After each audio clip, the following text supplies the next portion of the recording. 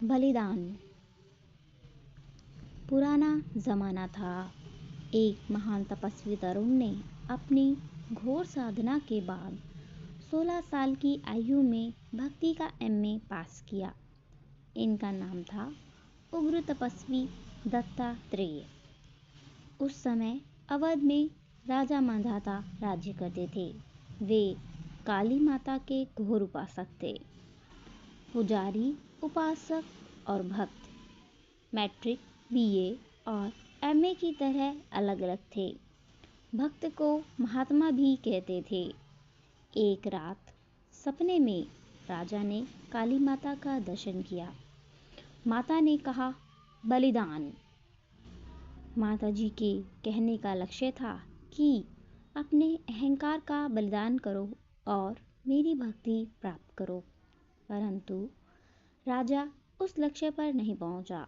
उसने जाकर निश्चय किया कि काली की मूर्ति के सामने एक आदमी का बलिदान देना चाहिए, नहीं तो राज्य का कुशल नहीं होगा। राजा को भय और चिंता से रात भर नींद नहीं आई। प्रातः मंत्री को ताकीद कर दी कि राज्य भर में यह मुनादी करवा दो कि जो आदमी काली माता का बलिदान बनेगा उसके घर वालों को 1 लाख रुपया इनाम दिया जाएगा। इस पवित्र काम के लिए किसी नवयुवक को अग्रसर होना चाहिए। इस नोटिस को साल भर हो गया, लेकिन कोई भी नहीं आया।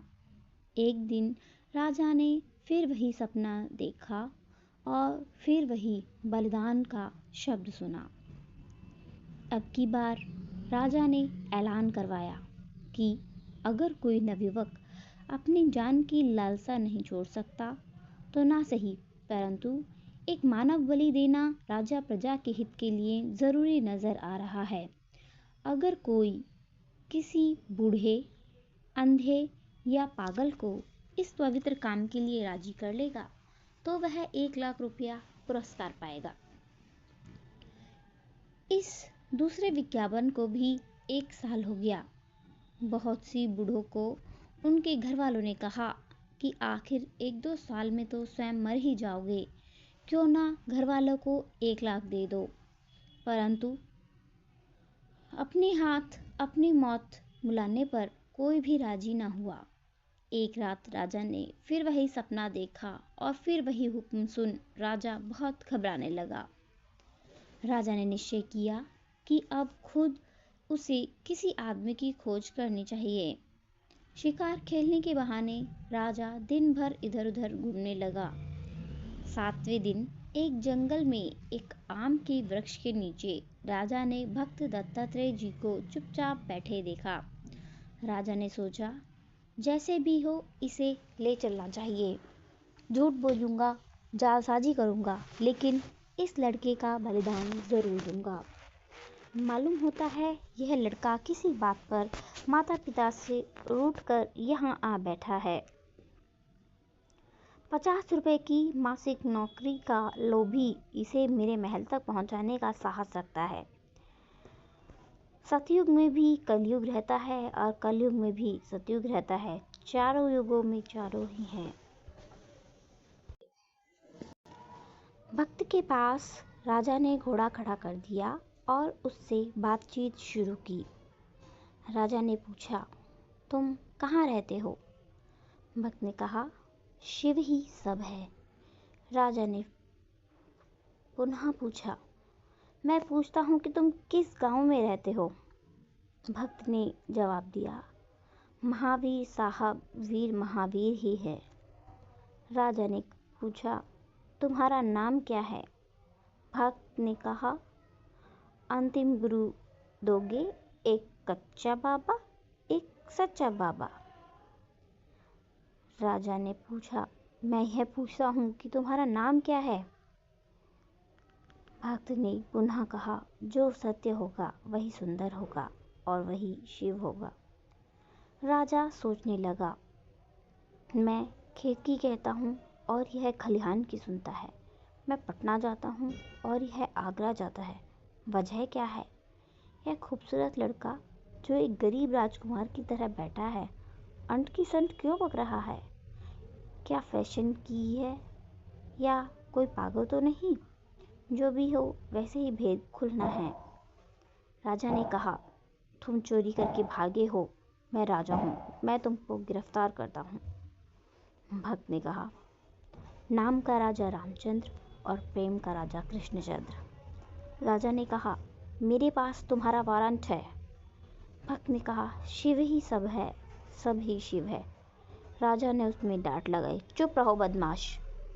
भक्त ने पुनः कहा, माया बन रही है, परमात्मा और परमात्मा बन रहा है, जीवात्मा है, और अब कैसे कल्याण होगा? इतना कहकर वह फूट फूट कर रोने लगा। उसके नयन विदार नयनों से मालाओं का निर्माण होने लगा। राजा ने निश्चय किया कि लड़का पागल है। घोड़े से उतरकर राजा ने उस लड़के को अपने पीछे घोड़े पर बैठाकर महल की राह ली। राजधानी के बाहर पूर्व में काली माता के मंदिर पर आज बहुत भारी भीड़ हो रही है। 4 पंडित प्रातःकाल से ही हवन कर रहे हैं।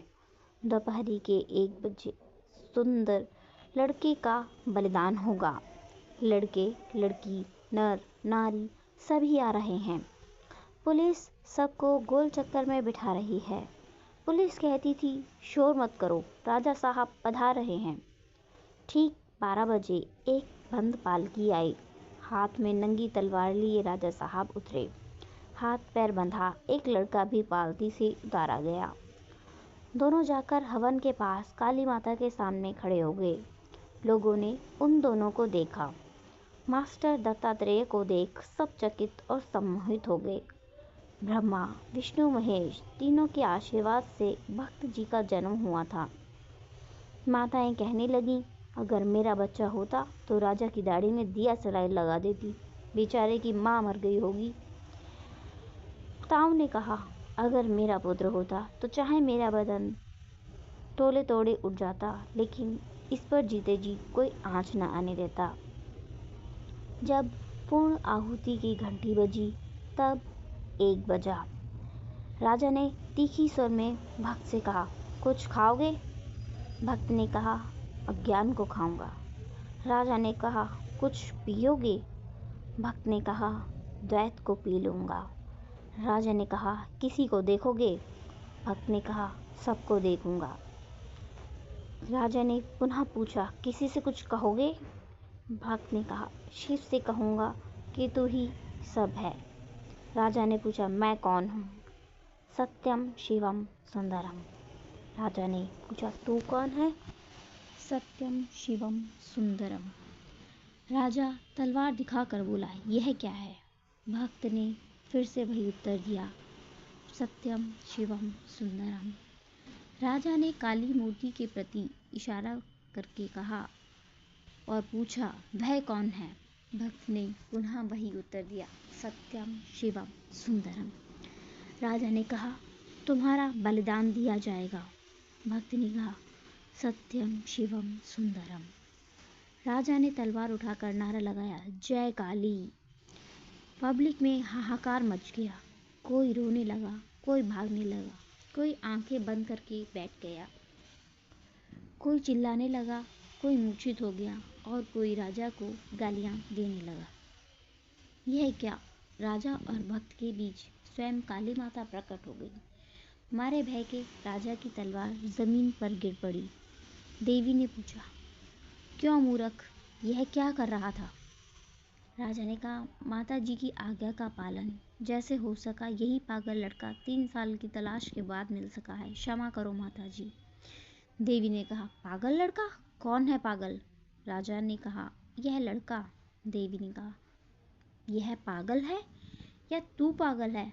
परमात्मा रूपी बादशाह के यह एक शहजादे हैं। इनको बचाने के लिए मुझे बहुत दूर से आना पड़ा। अरे मूर्ख, प्रथम यह बता, मैं तुझे अहंकार का बलिदान चाहा था या किसी मेरे बच्चे को अकारण मारने को कहा था? राजा ने पूछा, समझा नहीं माता जी। देवी ने कहा, जो सबको शिव देखता है, किसकी मजाल जो उस पर हाथ उठा सके। यदि मैं न आती तो तू तलवार चला देता, तो यह तलवार तेरा ही मस्तक काट डालती। राजा, तू नहीं पहचानता कि यह महात्मा दत्तात्रेय है, जिनको भगवान और जगत गुरु जैसे 2 पद प्राप्त हैं। उनके चरण कमर पर अपना सर रख दो और आज से इनको अपना गुरु मानना, उनके उपदेश से जीवन का संचालन करना। राजा ने भक्त के चरण पकड़ लिए और क्षमा मांगी। क्षमा करोगे, क्षमता निधान, तेरी अंतर्धान हो गई। अमीर को उठाकर फकीर ने छाती से लगा लिया। पहले तो प्रजा दुख के आंसू बहा रही थी, अब वह सुख के आंसू बहाने लगी।